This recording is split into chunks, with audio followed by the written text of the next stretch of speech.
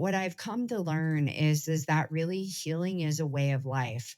And it is this constant, ever evolving process that happens as a person who's been highly traumatized and lived through addiction and chronic illness and all of those things. And it's this daily practice that I've implemented to be able to sustain a lifestyle that is in alignment with the way I want to live and who I want to be today. Pause. Take a break. Reflect on life. Your moment of greatness starts now.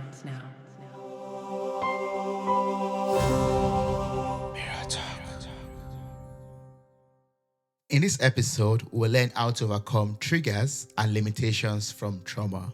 Helping us with these is a trauma-informed coach and the host of Living Beyond Limits podcast. Welcome to the show, Mercy. How are you doing? I'm great. Thank you so much for having me today. How are you today? I'm doing fine. Thank you. I've been looking forward to having this conversation with you. So I'm pumped up a little bit, to let the listeners out there hear your story, hear about your transformation journey so far. And that's why I would like us to get into it already. I would love to learn from your life transformation journey so far. Like, what was it like to be, or what is it like to be a trauma survivor and chronic illness warrior for 20 years plus into your sobriety journey? Yeah, it is. It's always interesting, I think is a really fair answer. For the Mm. longest time in my life, I always envisioned healing would be like this set arrival point, right? That I would just arrive there and everything would be as I thought it should be. But what I've come to learn is that really healing is a way of life. And it is this constant, ever evolving process that happens as a person who's been highly traumatized and lived through addiction and chronic illness and all of those things. And it's this daily practice that I've implemented to be able to sustain a lifestyle that is a lot in alignment with the way I want to live and who I want to be today. I love what you talked about. Healing is not just like a linear journey or a straight line. It's a lot of curves and bumps that comes with it. And I mean, I've got to experience this personally and also learn from a lot of listeners and also a lot of guests that have been on the show themselves, talking about, how healing is not just out today I got sick and tomorrow I got healed and that's all, without anything in between. And while preparing for this conversation, I got to read about your story also because in your childhood days, you experienced a lot of, trauma or illnesses, and you had to go through a lot of surgical process. And so I'd just like to learn from that period of your life. Like, how was it like for you at that moment or those moments in your life, having to go through surgery over and over, having to, you know, experience an autoimmune condition that, you thought you would live with for the rest of your life? Yeah. So what I've really discovered about my whole journey is that as I was a young person, and going through all of these experiences that were really difficult in terms of my physical well-being, being really difficult from the moment that I was born. My first surgery was at 10 weeks. My last was at 18 years old and 23 in all. And growing up in a home with not a lot of resources, no running water and no electricity for a time, an alcoholic father, my own sexual identity, all of these things going on. And what I've really discovered about all of it is that as we go through life, we start to have these experiences, and these experiences cause us to start to believe things about who we think we are, who we think we're supposed to be, or who we don't think we're supposed to be. Right. And those Mhm. beliefs then create our thoughts, and our thoughts then create how we feel. Right. So for me, I spent a lot of time feeling like I wasn't worthy of really anything, that I didn't matter, that I didn't belong. And those beliefs translated into thoughts like, okay, so how am I going to fit in? Like, I don't fit in anywhere in the world. And who's ever going to love me? And do I deserve to be loved? And then those turned into feelings of shame and isolation and depression, anxiety, despair, and that affected my behavior. Right, our feelings translate to what we end up doing in our life based on how we feel. And so what I ended up doing is a lot of behavior that actually was self-harming, right? Addiction Mm, and overworking and hustling for other people's love and acknowledgement rather than finding this within myself. And that set me up for a lifetime of chronic illness, addiction, unhealthy behavior, and unhealthy coping mechanisms. mm. Oh yeah. And I have follow up questions already, but I'll like them one after the other. We'll talk about your identity and how you navigated that later. But I first Sure. want to talk about addiction. For example, talking about your addiction to the alcohol addiction that you had. Can you like, walk us through that journey? Like, how did it start? What made you go and what made you get addicted to alcohol, and how were you able to then overcome the addiction? Yeah, that's a great question. So I started experimenting. I mean, I grew up in an alcoholic home, as I said. So, Mm, alcohol was always around me, and it was really mirrored for me that alcohol was a solution, right? Like, and so early in middle school, I started experimenting with alcohol. And by the time I was in high school, I was drinking and using drugs. And really, it started because of the beliefs I had about myself, the way I felt about who I was and not being worthy. And that was so mm, painful to acknowledge to myself. And I couldn't acknowledge it. And so instead, I tried to wipe it away with drugs and alcohol. And then I was in a car accident when I was 17 years old, and three people lost their lives that day in that accident. And mm, I hit that car. And even though I was never legally found responsible for that, I assigned that responsibility to myself. These lives were lost, and I felt responsible for it. And so that plummeted me into addiction. And it was so painful to just literally be alive and breathe air because I didn't feel worthy of that. And so the only way I knew how to cope with any of it was drugs and alcohol. I tried to go to therapy for some time at a younger age, and it was I couldn't relate. I couldn't articulate really how I felt or what was going on or express any of those things. I mean, I was a teenager, and I had been through a catastrophic event, and so what ended up happening is I stayed in that cycle of addiction for 10 years, and I was at the point that I drank and drugged every single day. I could not stop, literally. And mm, I had a daughter. I met a woman and I had a daughter. She had a daughter, and I started raising her when she was 8 years old. And it became very clear to me in one moment that I was doing the exact same thing to her that was done to me. I was raising her in a home that I was an addict, mm, and she didn't choose that. She didn't ask mm, for that, and I made a decision that I was going to get clean and sober, and that was over 21 years ago, and I've never drank or drugged since that day.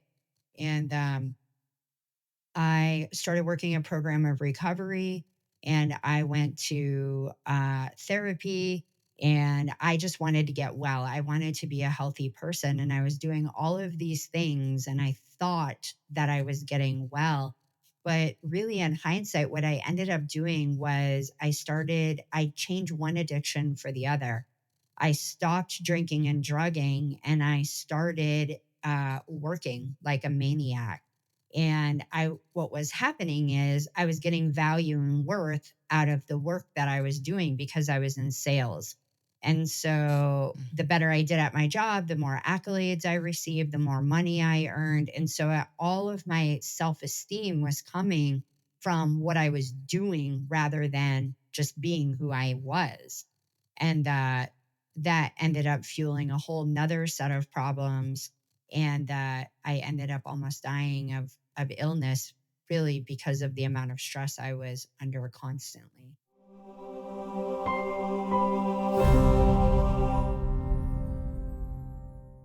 You talked a lot of things already. Like, I'm happy that you notice that pattern early in life. Like, having the daughter in your household, and you notice you are behaving the same way to her, like, like your parents also did. And that could have led her to also get addicted to alcohol or drugs, also like you got, addicted. So I'm happy that you are aware of that fact, and you then took the step to recover from that. And there's something else that you said that is very relatable, and that, replacing one addiction with the other. We could say that, okay, the addiction to alcohol and drugs is horrible, is bad, but then a lot of us are also addicted to our work, and it's something that we're trying to numb through that. Also, we're trying to numb maybe the fear of facing traumas, or working on our fears, or working on different issues of our lives, and then we're covering it up with, you know being very hardworking on, and trying to win all the accolades and all the awards, and break all the glass ceilings possible. That's Yeah, right. that's that's very deep. Yeah. So for someone out there, for example, who is, trying to overcome an addiction right now, what would you say is the best thing for the person to do, so that the person avoids the mistake of replacing one addiction with something else that seems better, but is also an addiction? Yeah, that's always such a difficult question to answer because addiction is so multifaceted. And as you just said, right, like we're trying to numb something out. And that's why we're doing that behavior, whatever it might be, cutting ourselves, eating, working out, working, whatever, wherever you're stuck, right, in that cycle. So I think if you're asking for just one answer, right, the first thing is to stop doing whatever it is you're doing, right? And I know that sounds a lot easier than what it is. I totally understand because I tried to stop many, many times before I actually stopped. But, stopping is what gave me clarity on what was going on, like why I was doing the behavior that I was doing, right? And so then when I got clarity on why I was doing it, then I could start treating the root cause instead of the symptom, right? Because the symptom is the behavior that we're doing. So if I'm over drinking, then the symptom is the drinking. That's not the problem. It looks like the problem initially, but the problem really is the trauma that's untreated that's causing me to drink. But I couldn't see that until I stopped drinking. So it's like the first thing is to arrest the behavior that is creating the addictive cycle. I love what you say, and that's, I think, our motto for this podcast. It's like, pause, take a break, and reflect on life. Like, whenever you're having experiencing an addiction, or a behavior that is repeating itself over a long period of time, it's better to stop, like you said, stop, and have an observation. What am I doing with this behavior? What am I trying to hide or run Right. away from? Yeah, and I guess that's the beginning of one's Yes, healing, totally. basically. Absolutely. Yeah. Yes. So I would love to I talk about, the second part, from you growing up and navigating your identity. Like, can you shed some light on that? Like, how was it like for you to find yourself at a very young age, getting into adulthood, and also overcoming the self-doubt that came with, finding your true self? Yeah, that it was a really big challenge. I went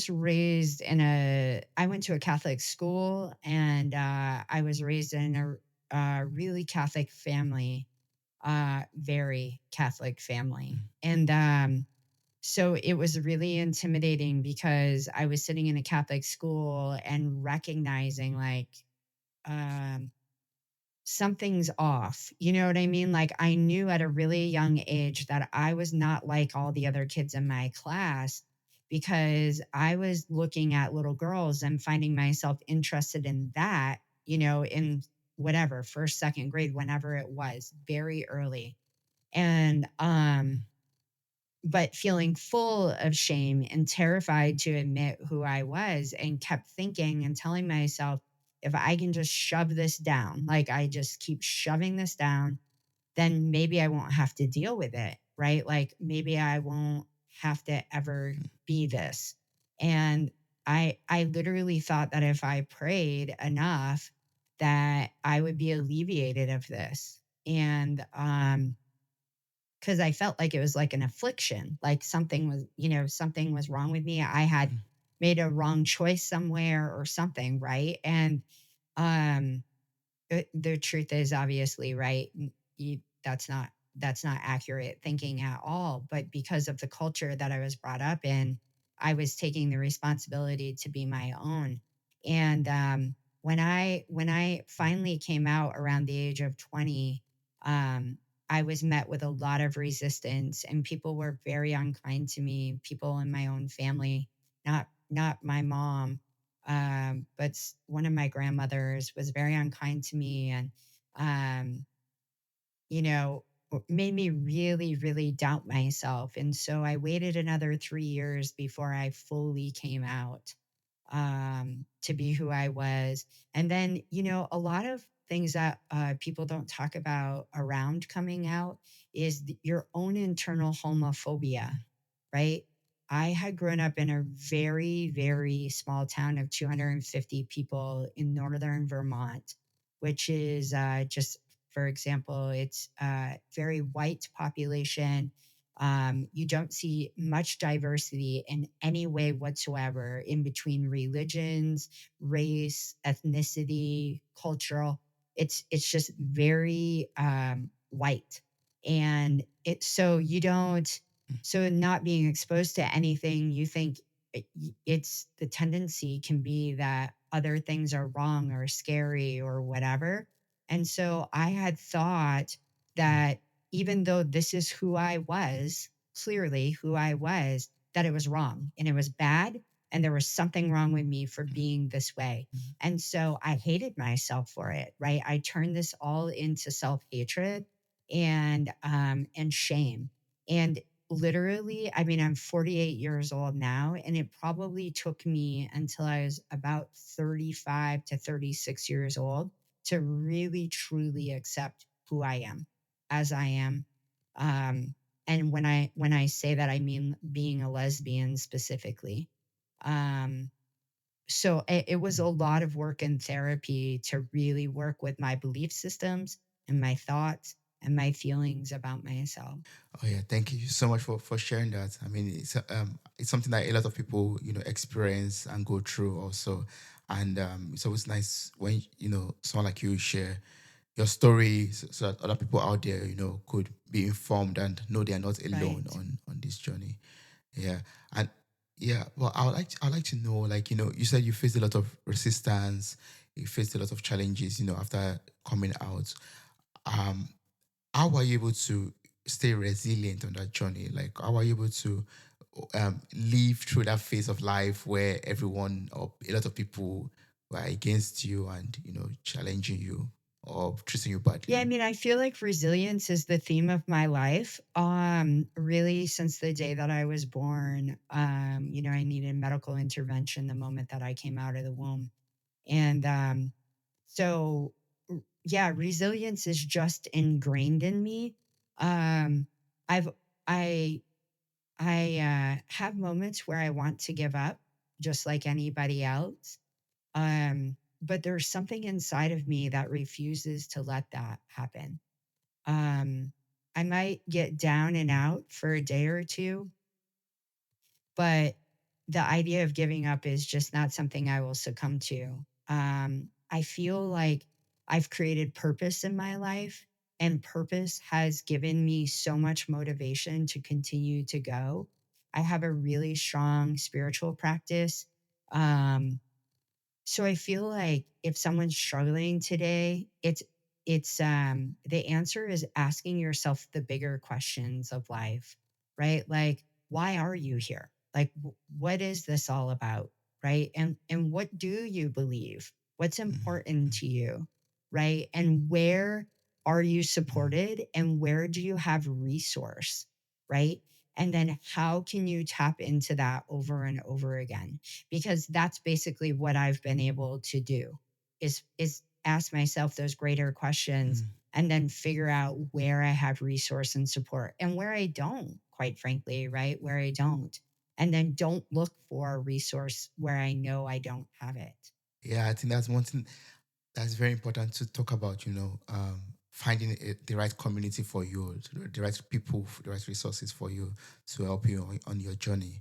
I mean, no matter what it might be that you are facing, it could be any other thing else. I think it's very vital for us to, we can't do life alone. We can't walk through life alone. It's important for us to look for the right people, the right resources, the right community that could help us to grow and to come out of any challenging situation that we are facing. And that's where places like, for example, your Instagram page could be of help. I mean, for lots of people that love to use social media, they could just follow you on Instagram and, follow your work, or on your website with all your resources that you have there also. But there's the first question you asked, or you said, you made mention of when it comes to and asking yourself the bigger questions. You talked about knowing why you are on this earth, your purpose, your reason, your why. So how are you able to answer that question? I'm asking this question right now because I want, there are people out there who don't know, who are not 100% sure, or don't are not certain of why they exist. They don't know their purpose.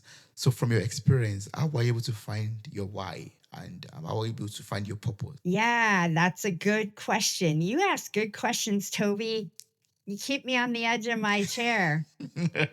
Um, yeah, so I mean, a lot of it goes into my spiritual practice, right? A lot of it comes from what I believe spiritually.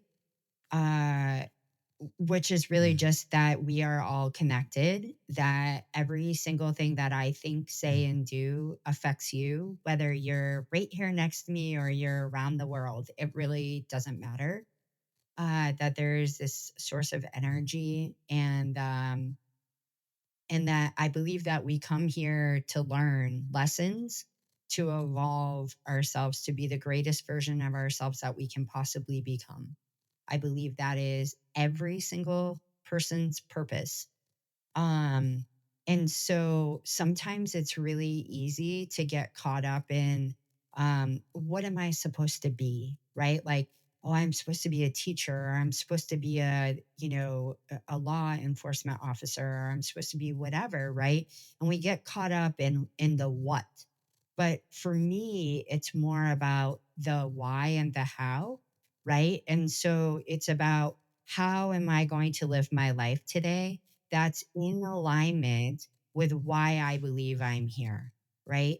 If I believe I'm here for my own mm, evolution and the evolution of all beings on earth and to raise the consciousness of the planet, then the way that I conduct myself is the most important thing I can do today, whether I be a teacher, a law enforcement officer, a banker, whatever, right? And so um, that is my own personal conviction. And how I got there is just simply by living the life that I've lived. I don't believe there's so many times that I should have died, literally. Um, and I didn't. And I don't know why I didn't. And it's really not important to me anymore as to why I didn't and they did. But that question haunted me for years and years and years. And today I just know that I did. And so I need to make the most of what I have today. I need to give it my all. I need to be all in 100%. And what that looks like for me is so different than the way it used to look. Today, it is literally about being the best version of myself. So that means um, connected to who I am, living an embodied life instead of being over here, being busy mm, doing, and instead of being. Um, being kind to mm, myself first, right? So every thought that crosses my mind, is it kind? If it's not, then I need to do some work there. So, because if I can't be kind to myself, then I certainly cannot be kind to you. If I'm being judgmental and mm. ridiculing of my own self, then I'm going to do it to you also. So the work starts with me and how much I can love my own self so that I can take that outward into the world. And that's really my purpose. And it again, it used to be so much about accomplishments, right? Like getting the house and the right car and the right partner and the right fence in my yard and having the dogs and all of these these outward things. And today my life is really singularly focused, and it is all about who I can be and the highest and greatest version of myself so that I can take that to other people. Oh, I love that. What can I be in the highest great and greater version of myself, and taking that to other people? Oh, that's deep. Yeah. I believe once we're able to find that for ourselves, then we know our purpose. Once we're Right. able to, get our higher self, then we'll be able to know what we are meant to do on this That's planet, right. on this earth. Mhm. Yeah. So thank you so much. I mean, I've learned a lot from you already from this conversation. And I believe a lot of people out there have also learned a lot. But there's a question that keeps coming to my mind, and that's, um, you know, you've experienced a lot of trauma in the past, a lot of different situations in the past. And I believe, I mean, from my own personal experience too, from time to time you get triggered for different reasons. And sometimes it could, all these things that we've experienced in our past also could cause some limitations or make us face some limitations in life. So how do you deal with all of those? Like getting triggered, like maybe a very innocent person coming up with a different action and activity, and that triggers something that you've gone through or even thought you've healed from, you've forgotten about, and it comes back again. And sometimes you are faced with an opportunity, and because of what you've experienced in the past, you maybe not take it, or limitations like that. Basically, how do you deal with all those situations? Yeah, that's a really great question also. I it's so basically what I've done is I've created a coaching program um that walks people through this. And basically what I do is exactly what I did myself. And in the first month, all we have to do is really focus on what we believe, what we're thinking, how we feel, and what the outcome of our feelings are, which is our behaviors, right? And you get really, really clear about that.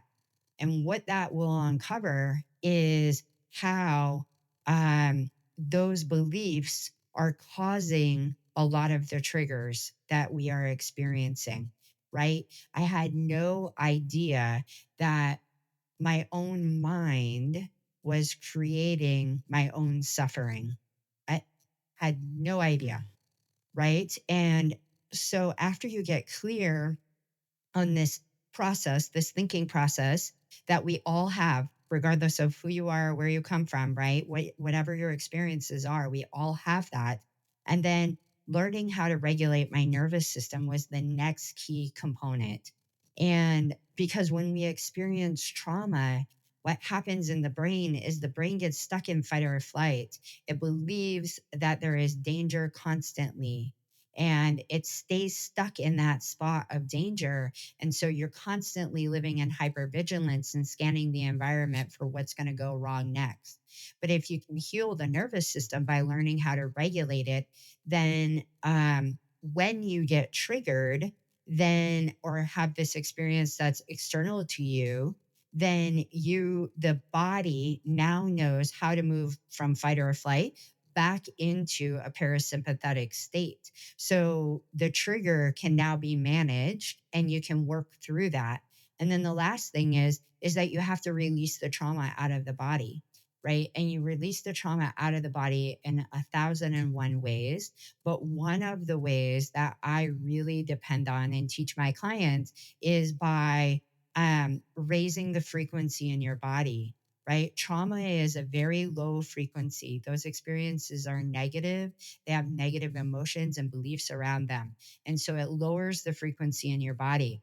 When you raise the frequency in the body, those experiences literally leave the body.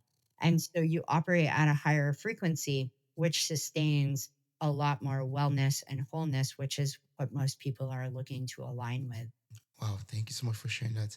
And for people out there, for example, who would love to work more with you, connect with you, maybe even engage in your coaching program, what's the best way to do this? What's the best way to connect and work with you? Yeah, so we'll have that in the show notes for you. So there will be a direct link, and people can contact me if they would like to set up. I just do a free call or Zoom call, and we'll talk through what it is that you have going on. I know honestly that I cannot help everyone.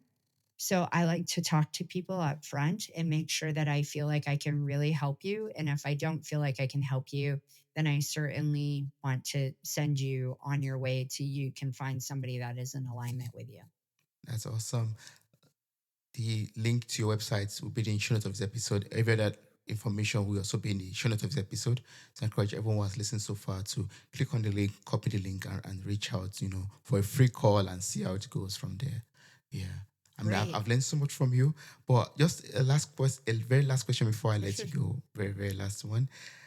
For, I mean, just for someone out there, for a listener out there who is going through a very difficult situation at this moment, what message of resilience and empowerment would you share with such a person? Yeah. I love it when people ask me this question. So my message is hope. That there's always hope. I spent after my car accident in particular, I spent those next 10 years of my life every single day waking up, believing that I had taken three people's lives and believing that I did not deserve the air that I was breathing. And I wanted my life to be over every single day. I'd go to bed and hope that I would not wake up the next day. And it was a very, very dark time in my life. And what I know is that I made it through. I made it through, and there are other people that I know that have made it through harder things than that. And what I know is that every moment up until this moment has gotten me here. And so, what that means is you have a track record of perfect, that every day that you thought you couldn't make it, you did because you're here, right? Just like I am. And so Yes. there's Yes. always hope, and something can shift unexpectedly that you didn't plan on, right? And it can just come out of nowhere. You can have a new thought that you've never had before that can open a door in a way that can lead you to freedom, and you didn't even know it was possible. So it's hope. It's hope that if I could do it and I made it all the way to today, that I can make it to tomorrow also, and something's going to shift. At some point, something will shift. Something's gonna shift. Just keep on having hope. Thank you so much. That's a beautiful way to wrap up this civil conversation. I'm really, really grateful for your time and for you sharing about your story, sharing about the lessons that you learned. It's really I've learned a lot from it, and it's really a blessing to me. Thank Oh you so my much. gosh. Thank you so much for having me. This was a wonderful conversation. Thank you. Wow, you made it to the very end of this episode. Thank you so much for listening. I'm grateful for your time, your love, and your contributions. Subscribe, like, review, and share this podcast. God bless you. Bye. Bye.